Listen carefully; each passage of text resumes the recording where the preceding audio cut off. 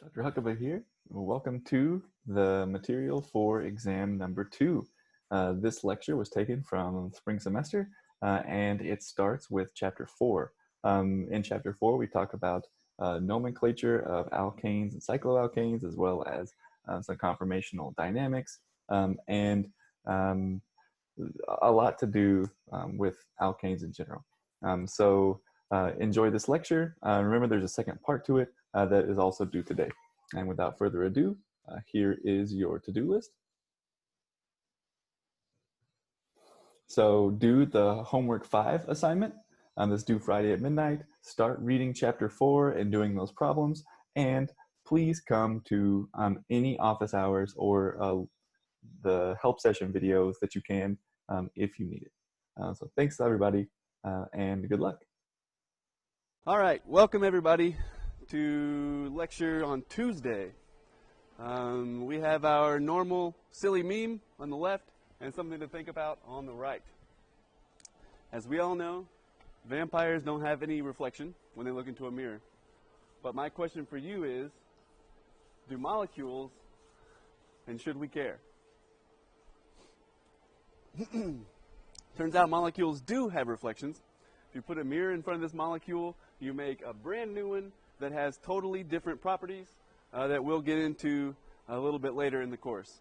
But the answer is yes, they do in fact have a reflection. Where we left off last time was in the conformation diagram of butane. And we were talking about the energy that comes with steric repulsion in a Newman projection, right? So we were drawing these Newman projections and seeing that when you have a staggered conformation, the energy is a lot lower than when there start to be some steric hindrances across. And then as you get to be fully eclipsed, here you actually have even higher energy barrier because it's physically very hard to get those two CH3 groups across each other. And in the rest of chapter 4, that's kind of what we're going to be talking about, is this idea of steric energy barriers to molecular rotation and to molecular conformation, because that matters a lot, especially in these cycloalkanes and these regular alkanes like in butane. So just to go over this again, why did that come up? So just to go over this again, there we go. This is a staggered anti-conformation here, because it's anti because the CH3s are pointed away from each other, and it's staggered because each of these is not eclipsing one another. Staggered meaning they all have free space. This conformation, can anybody remember what it's called? It's a French word. Means to the left. Gauche, yeah, I heard it. Great. That's gauche. Very good. So then you have two gauche conformations. Or, sorry, you have one eclipsed conformation here. Sorry. This one is gauche. It's higher energy than the anti because now you have some small repulsion between the two CH3 groups. But then, really the worst one is the fully eclipsed version here. And then after the eclipsed version, a little more rotation, and you go back to a gauche. And then eclipsed and anti. So I'm not going to ask that you know the numbers like 16 versus 19 kilojoules, but I definitely will ask for you to be able to reason through why one conformation, like a gauche, is less energy than eclipsed here. That is a definite reasonable thing to ask. So really, what we're talking about is, if you're going to have a low energy conformation, just keep stuff away from each other. Okay? If you don't have any parts of the molecule bumping up against each other here, or even here, these are still pretty close, then that'll be the lowest energy. So every time you draw one, if I ask for the lowest energy, that should be your goal. Right. So that's a little bit of review. Now we can move on to cycloalkanes. Like this guy here, and the one that you were asked to draw before in the homework. So cycloalkanes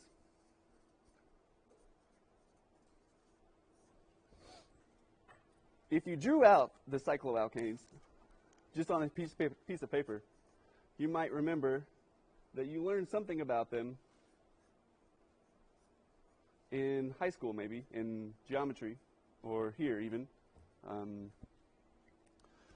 where these angles, as long as they are equal angular shapes, are what? These are like 60, 90, of course, 108.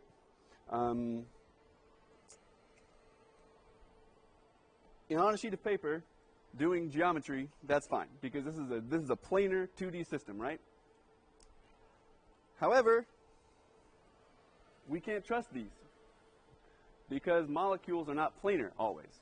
Molecules, if you remember, want to be something like CH4. Right back to CH4,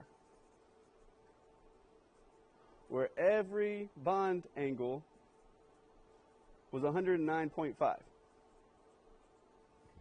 So each of these, each carbon in these rings that we're talking about wants to actually be like 109.5, or wants to be like CH4 and have 109.5 degrees between their substituents, because they're sp3 hybridized.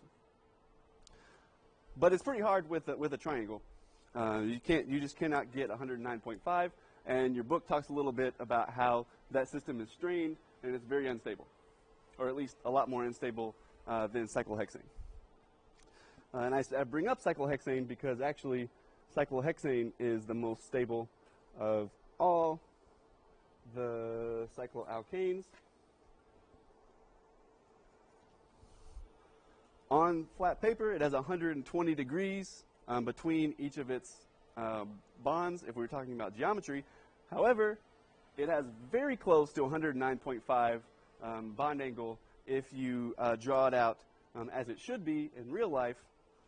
And this is where organic chemistry takes a turn for the worse, because now we start talking about chair conformations. And I'm not talking about upside down fours. I'm talking about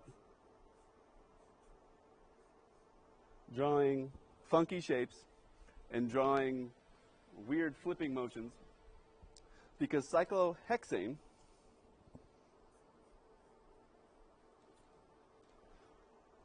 C6H12 is probably one of the most important molecules we can study in this class to talk about steric repulsion, because it's just really rife with big differences. Not only can you have a chair conformation like this, you can also have what's called a boat conformation that looks like this, which is an intermediate in the cyclohexane folding conformation energy diagram, which looks like this here on the slide. So starting out with a chair like I drew, you can actually flip it the other way. So you see how one side of the chair, this right side here, it's kind of pointed up. Like if you think of it that way, it has an upward pointing motion.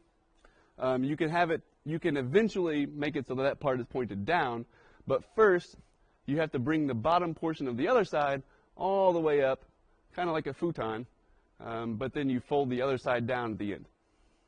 And you can see that boat is the higher energy conformation than twist boat on either side. These are, I don't know, we won't really deal with these guys. We don't actually really deal with boat either, but that's beside the point. Coming from chair, you can see that you can really measure the difference in the potential energy based on the steric repulsion, of the system, and eventually get back to this chair, pointed the other way. Conformation energy diagram, which looks like this here on the slide. So starting out with a chair like I drew, you can actually flip it the other way. So you see how one side of the chair, this right side here, it's kind of pointed up. Like if you think of it that way, it has an upward pointing motion. You can eventually make it so that part is pointed down, but first you have to bring the bottom portion of the other side all the way up, kind of like a futon, but then you fold the other side down at the end. And you can see that boat is the higher energy conformation than twist boat on either side. These are, I don't know, we won't really deal with these guys. We don't actually really deal with boat either, but that's beside the point. Coming from chair, you can see that you can really measure the difference in the potential energy based on the steric repulsion, excuse me, of the system, and eventually get back to this chair, pointed the other way.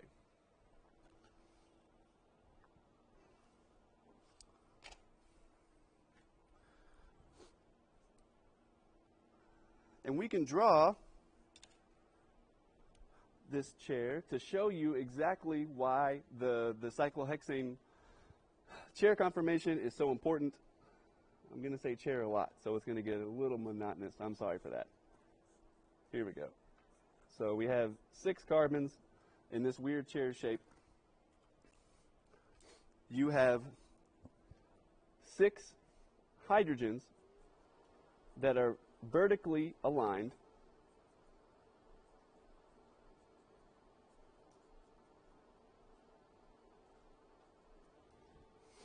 And then you have 6 hydrogens that are more, I don't know, like towards the middle of the molecule.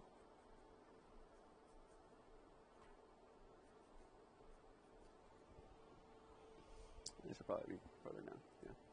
Something like that. And these two are different in that the red ones are called axial, and the blue ones are called equatorial.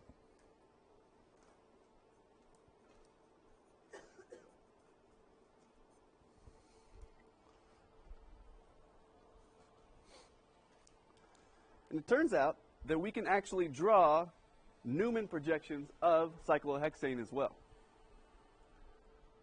Just like we could draw them for butane, just like we could draw them for the other molecules we were studying before, if we put our little eye over here, we can look down. Let's see, we'll do the left side in red, and we'll do the right side in blue. How about that? All right, so we can draw this weird-looking Newman projection.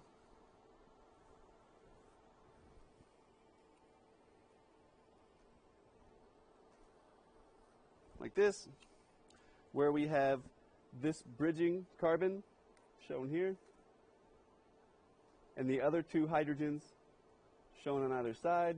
We'll put them like this, I guess. And then this downward pointing carbon, we'll make it like this. So this will be hydrogen, hydrogen, hydrogens each. And you know these are 2 hydrogens up here. So that Newman projection works for, oh wait, you know what I forgot? I forgot 2 hydrogens up here. Yep. There we go. So that's a real Newman projection now.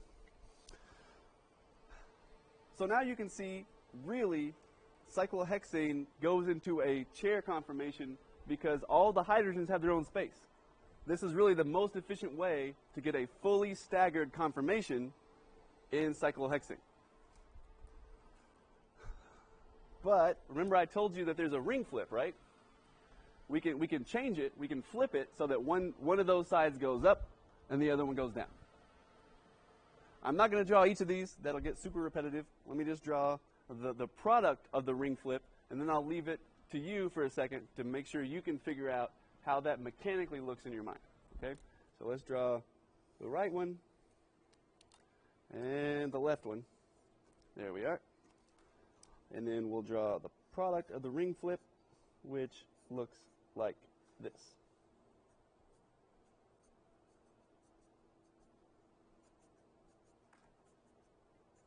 There we go. Very fast ring flip.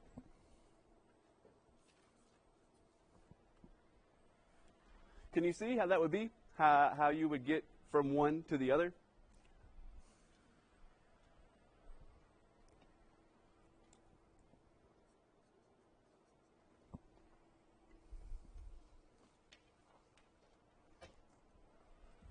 Hopefully you can. Hopefully you can do this in your mind's eye, because a lot of 4, 5, and 6 are using your mind's eye to think about how the flipping, how the rotation actually happens. And so if you had a molecule set, then you could show. Let's see. This is kind of like a chair. Yeah, it's kind of like a chair. You could kind of show a boat and, oh, that's not a carbon. What? What happened to all the carbons? That's why it's so weird. Oh, somebody scavenged all the carbons.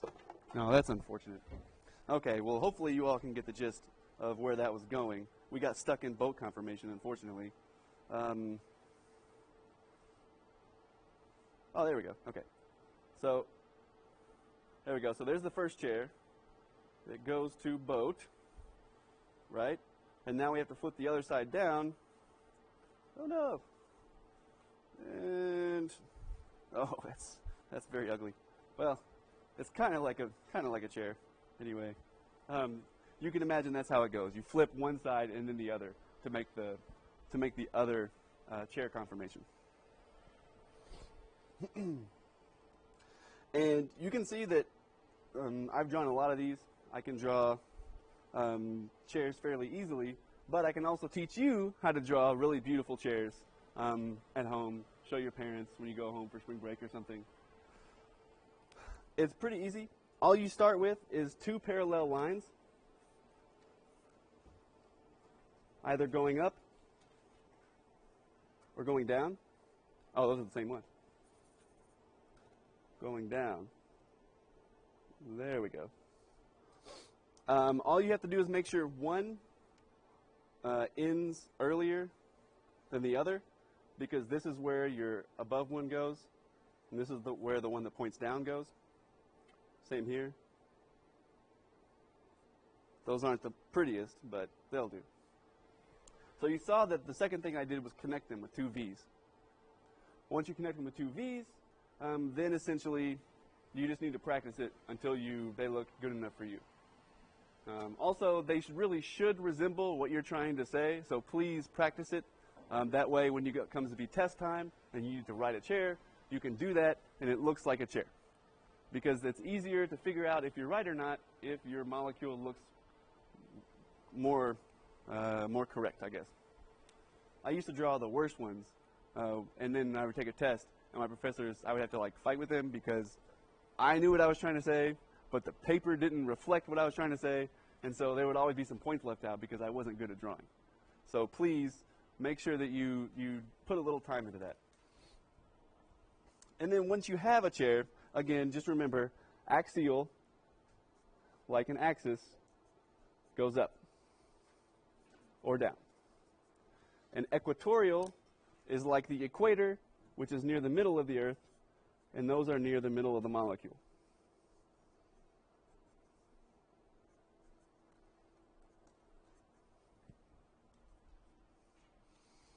So I'll leave that to you guys to practice. Some at home, just do that, I guess. Right. So something interesting to me, maybe it's not interesting to you yet because you haven't fallen in love with organic chemistry like I have, but you will. You all will. Seriously, though, if you draw a chair and then you draw the axial hydrogens, we'll just do these 3. I won't draw all of them. Something interesting happens whenever you do the ring flip. Whenever you flip it and make the other side, so now I'm going to make it pointing down, and this is going to be pointing down, this is going to be pointed up. Yeah.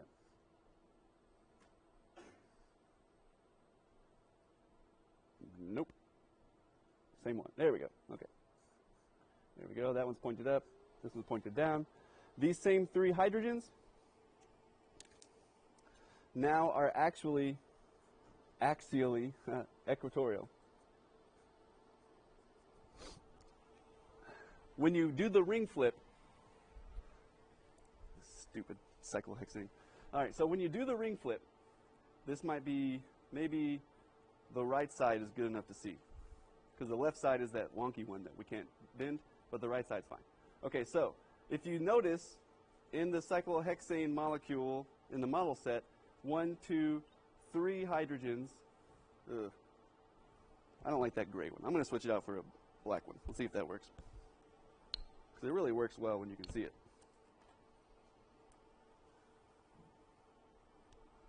There we are.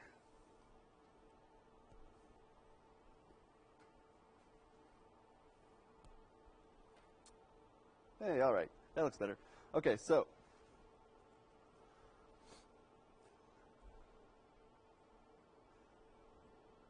turns out the gray ones look better. So in the gray ones, you see how you have 3 hydrogens, 1, 2, 3, that are pointed more or less vertically. Whenever you do the flip, okay, and now you have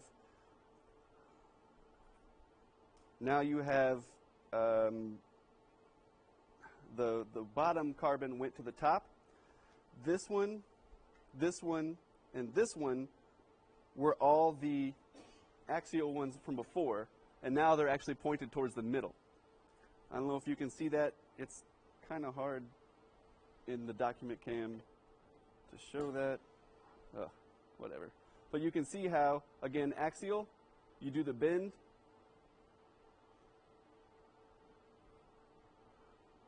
There we go. And now it's equatorial. It's closer to the middle. So when you do the ring flip, you change whether they're axial or equatorial. You can just memorize it if you have to, but that's something that happens. Right. So now to why cyclohexanes are actually important. When you do a ring flip with cyclohexane, when you draw the Newman projections for cyclohexane, and they have stuff on them, when they have substituents, something important happens that has to do with sterics. So let's say you have a molecule. Yes. All right, this is intermission. Here we go. Okay. Intermission's over. Now, if you have something like a CH3 group on the cyclohexane, and you draw the Newman projection, and we'll draw it just like we did before.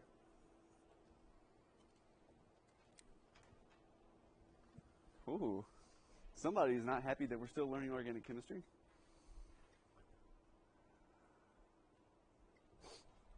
I'm going to fight this today. It's going to be great. All right, so have the same Newman projection as before, and we'll just assign which way we want it. We'll do it this way. We'll do the chair this way and put the CH3 on an axial position.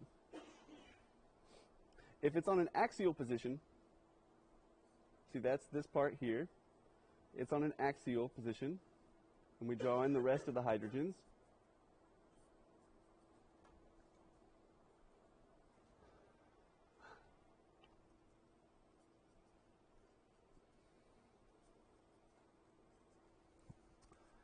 It turns out there is enough steric repulsion, even all the way across the molecule here, that this becomes a disfavored conformation.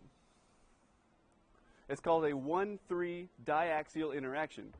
And because of this 1,3 diaxial interaction, the amount of CH3 in an axial position is very low. I think the book puts it for a regular CH3 at like 70% or something.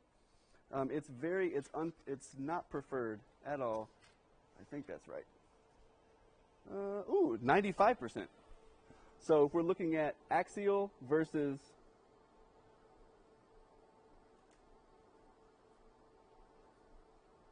so bad. Horror show. There we go. versus equatorial, you only end up with the CH3 in the axial position 5% of the time, but 95% of the time it's in the equatorial position, because in the equatorial position you avoid all those 1,3 diaxial interactions. And I'll quickly sketch it here.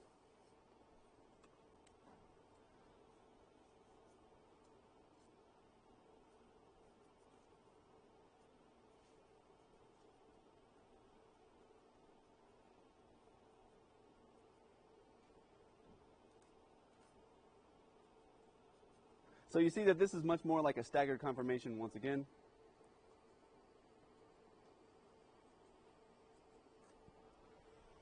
And the molecule is overall, it has less steric repulsion events.